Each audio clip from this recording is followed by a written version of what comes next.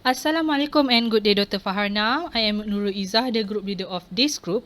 Today, our group are going to do our presentation about legal ambiguity and the role of ChatGPT in promoting plain language. Our selected legal case is about Cassie Jo Stoddard, which was brutally murdered while house-sitting at her aunt and uncle. Her friends Brian Draper and Tori Adamczyk planned the murder and stabbed her multiple times. They were convicted of first-degree murder and sentenced to life imprisonment without parole. The case gained significant media attention due to the shocking nature of the crime and the young age of the perpetrators. The first ambiguous term we found in our legal document is tender, which have multiple interpretations. The first one is tender as a sensitive or delicate situation. It can mean a sensitive or delicate situation requiring careful handling and consideration. For example, it could refer to an emotionally charged situation for us and the students where empathy and sensitivity are crucial. Also, tender can be requiring care or nurturing. It suggests that the situation is in a vulnerable state and needs to be handled delicately or with caution. For instance, it could refer to a challenging phase where us and the students need support, guidance, or protection.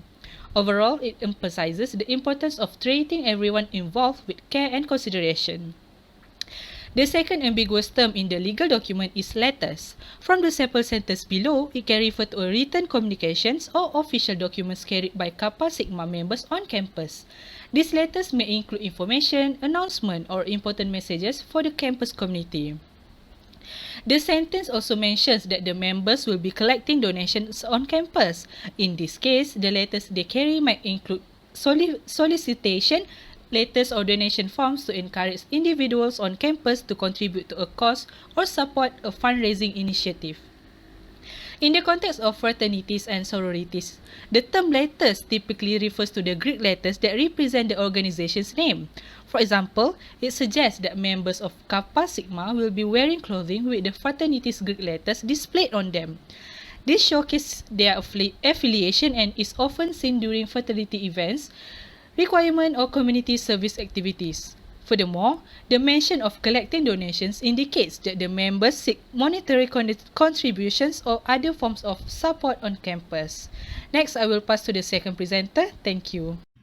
Thank you to the previous presenter. My name is Rabiat Adawiyah binti Muhammad Suhairi, metric number 151170, and I will continue the presentation on the legal ambiguity parts. So the third ambiguous term that can be found on our selected legal document is the word gag.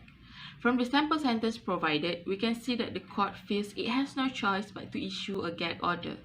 In the legal context, a gag order is a legal restriction that prohibits certain individuals from speaking about a case to the media or to the public. So on the other hand, the term gag can also refer to a device such as a cloth, a ball, or tape used to prevent someone from speaking or making noise.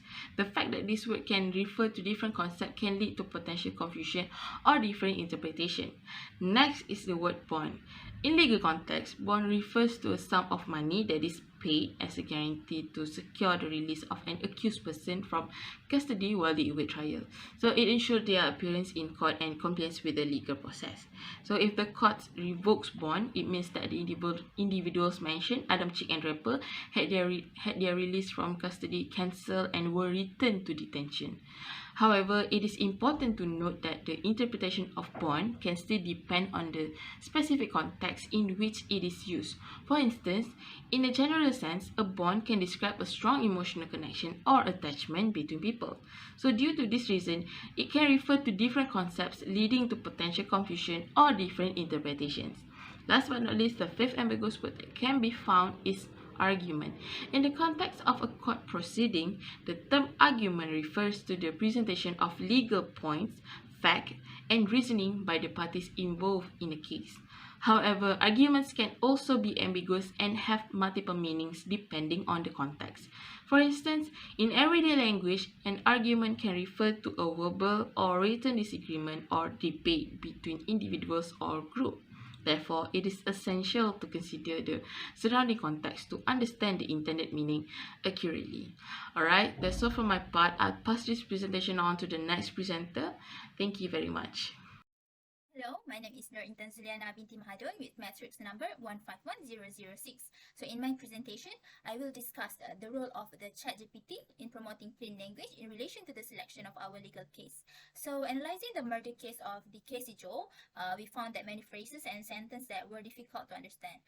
For example, on page 94, the sentence comes now, Mark L. Hideman, prosecuting attorney for Bennett County, Idaho, and moved the court for an order revoking the bond heretofore by the above-named defendant on the grounds. So the sentences were a bit lengthy and complicated.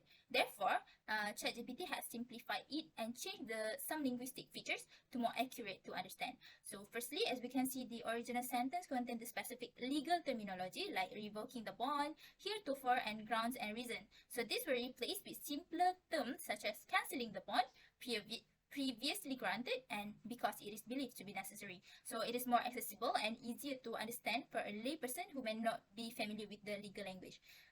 Other than that, also the passive voice. So the original sentence in the legal case include a passive construction, which moved the court for an order. So this was changed to an active voice construction, which is the requesting the court to issue an order. Next, for the second sentence, Tori Adamczyk, by and through his counsel of record, Aaron N. Thompson of the firm Dial, May Ramshaw, respectfully moved this court for an order closing or sealing the preliminary hearing in the above reference matter, which is the sentence on page 114. So after being simplified by the ChatGPT, it can be concluded that ChatGPT has changed some linguistic features such as the formal language. So the original sentence used formal and respectful language, such as by and through, respectfully move this court, and above reference matter. So these phrases were simplified to more direct and straightforward language like represented by, request, and mention case. Other than that is the legal terminology. So the original sentence included the specific legal terms such as counsel of record, from Dial, May, and Remmel, and order closing or sealing. So these terms were replaced with much simpler phrases like his lawyer, the law firm representing him, in order to close or seal. So that's all from me. Thank you. Thank you to the previous presenter. Hello and good day to Dr. Fahana. I am Tuan Nadira binti Tuan Adira, matric number 152623, and I'll be continuing in presenting the role of ChatGPT in promoting plain language. So our next excerpt is on motion from Mark L. Hideman, Bennett County Prosecutor, and there being no objection from David Martinez, Defense Counsel representing Brian Lee Draper, and Greg May, Defense Counsel representing Tori Maidel Adamczyk, and good cause appearing. Therefore, it is hereby ordered that the 1 million bond in the above matter be, and the same is hereby revoked, and a no bond release be ordered. After using ChatGPT, a more simpler and more commonly understood words is used to enhance readability and understanding, along with removal of unnecessary introductory words like on motion form for a shorter sentence. So in addition, job titles names are rephrased such as Mark L. Hideman, Bennett County Prosecutor, to Mark L. Hideman, the Bennett County Prosecutor. And next, ChatGPT also shortened the information on defense counsel representing Adamczyk and Draper. And lastly, ChatGPT also used the active verbs such as requested, ordered, and revoked to help create a clearer and more direct statements. Next excerpt is, as of the signing of this affidavit, we have not received any police report, the identification of investigating officers, a list of persons who may potentially testify at the preliminary hearings, or any evidence at all other than excerpts from a videotape. So ChatGPT has replaced the technical legal terms to a more commonly understood terms. As you can see from the slide, affidavit is changed to statement to make it more straightforward. Next, ChatGPT used a simplified verb tense. As you can see from the slide, it has changed from we have not received to we haven't received. And lastly, ChatGPT has rephrased the identification of investigating officers to information about the investigating officers, a list of persons who may potentially testify at the preliminary hearings, to a list of potential witnesses for the preliminary hearing. And lastly, the phrase or any evidence at all other than excerpts from a videotape to or any evidence except for parts of the videotapes to enhance the better reading comprehensions. So that is all from me. Thank you, and I will pass this presentation to the next presenter.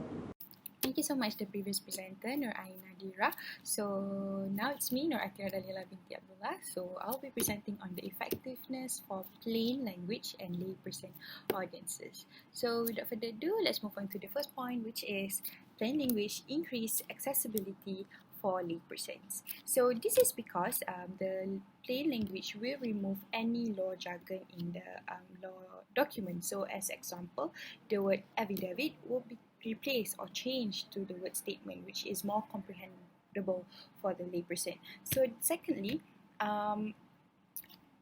it's not only will remove the law jargon, it's also will simplify complex sentences. So as example, the lengthy complex sentences of Tory Adamczyk by through his counsel of record Aaron and Thompson of the firm Dial May and Ramel Chatted respectfully move his court for an order closing and or seal the preliminary hearing in the above reference method. So it will be more simplified to a more simple sentence, which is Tory Adamczyk, represented by his lawyer Aaron and Thompson, is requesting the court to issue an order to close or seal the preliminary hearing in the mentioned case. So the complex sentences before is more simplified and comprehensible to the layperson's audiences.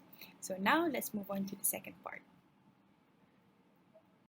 Okay, so now let's move on to the second point, which is plain language could be able to aid layperson to understand the law clearly. So this is because with the usage of plain language, it could help layperson to understand the gist of the law document. So, for example, a layperson, a non-expert, is trying to get to know about a murder case that they are interested in. So, with the usage of plain language, they could be able to understand the whole story as well as the court ruling when the plain language is being used by the author. So, not only that, the plain language also could be able to help layperson to comprehend their right, their responsibility, as well as the legal implication of the law document. So, for example, for those who want to sign an agreement with a party, or maybe a company, or maybe if they wanted to buy a house, so they could be able to acknowledge their right, their responsibility, as well as the legal implication with the trying to breach or maybe to sign the agreement.